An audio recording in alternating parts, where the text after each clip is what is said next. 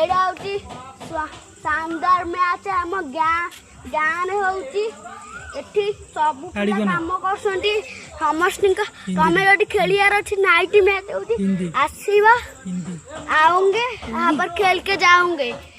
एक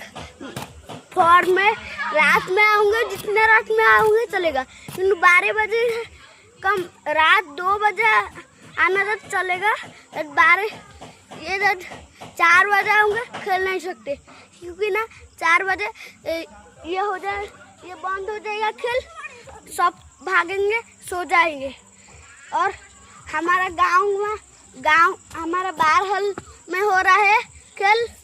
उसके बाद वो बच्चे वो सब बच्चे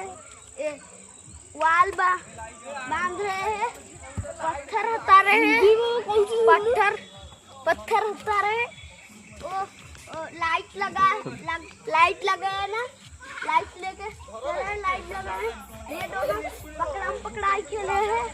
वो उधर इधर उसके लिए रहता हूँ।